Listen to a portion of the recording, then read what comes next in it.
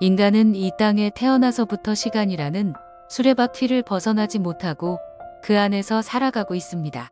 시간 속에서 태어나 시간 속에서 성장하고 살아가다가 마침내는 시간 속에서 어느 날 죽음을 맞이합니다.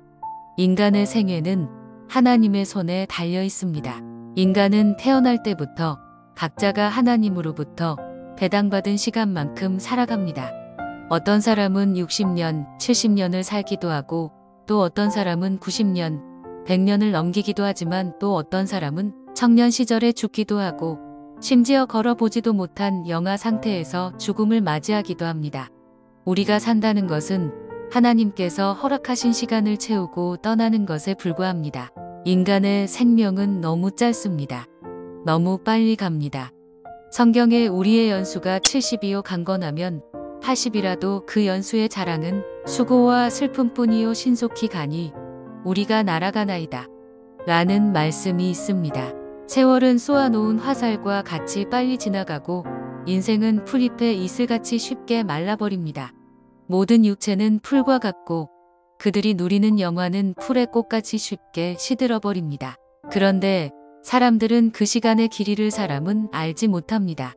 어떤 사람은 자신이 살 날이 1년밖에 남지 않았음에도 전혀 예측하지 못하고 시간을 허송하기도 하고 몇 달밖에 남지 않았지만 죽음을 맞이할 준비가 전혀 되지 않은 사람들도 있습니다. 6.25 전쟁 때 평안도까지 용감하게 전진한 해병대 부대가 있었습니다. 그러나 그 부대는 중공군의 반격을 미처 방어하지 못하고 포위되고 말았습니다. 중공군은 점점 포위망을 좁혀와 불과 몇 시간 후에는 전멸당할 수도 있는 절박한 처지가 되었습니다. 모두가 초조하게 작전 명령을 기다리고 있는 그때 바위 밑에 한 미군이 부상으로 쭈그리고 앉아 있었습니다. 거기에 종군했던 한 기자가 그 사람에게 물었습니다. 당신의 소원이 무엇입니까? 라고 물었더니 그가 이렇게 대답했습니다. Give me tomorrow. 내일을 주십시오. 그에게 당장에 필요한 것은 금은보화, 권세, 명예도 아니었습니다. 내일이라는 시간을 달라는 것이었습니다. 그만큼 시간은 무엇을 주고도 살 수 없는 가장 귀한 무형 재산입니다. 우리는 언젠가 하나님 앞에 설 텐데 그때 하나님은 우리에게 너는 내가 준 시간을 가지고 세상에서 어떻게 살다 왔느냐? 라고 물으실 것입니다. 그때 무슨 대답을 할 것인지에 따라 우리의 인생의 성패가 결정될 것입니다. 살아있는 자들에게 주어진 시간은 공평합니다.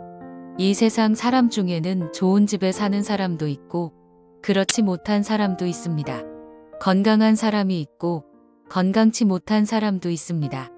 높은 지위에 있는 사람이 있고 낮은 천한 신분을 가진 사람도 있습니다.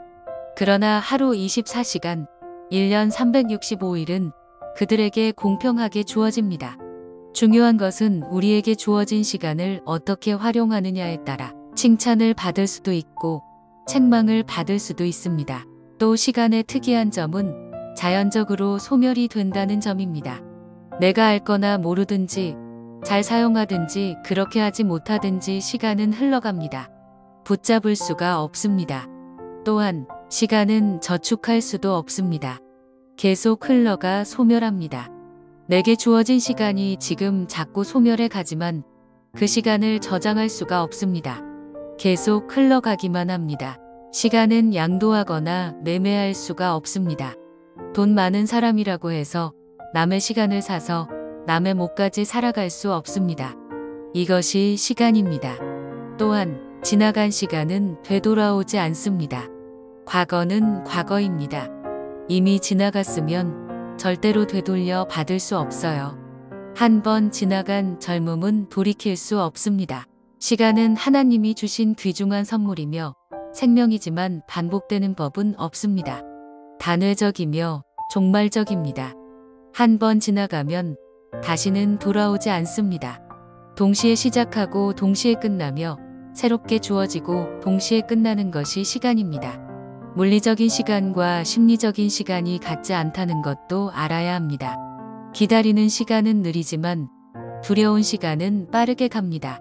비탄에 빠진 자의 시간은 길지만 기뻐하는 시간은 짧습니다. 병든 자의 시간은 지루하지만 건강한 사람의 시간은 바쁩니다. 사랑하는 사람과 함께하는 시간은 영원하기를 바라지만 미워하거나 싫어하는 사람과 함께하는 시간은 길기만 합니다. 같은 시간이 이렇게 다릅니다. 그야말로 하루가 천년 같고 천년이 하루 같은 것이 시간입니다. 그러면 우리에게 주어진 시간을 어떻게 보내야 할까요? 시간 관리를 잘해서 나에게 주어진 시간을 양질의 시간으로 바꾸어 사용해야 합니다. 진공시간이라는 시간이 있습니다. 아무 일도 하지 않은 텅 빈 시간을 말합니다. 무의식적으로 멍청하게 보내는 시간입니다. 술 취한 시간은 시간이 아닙니다.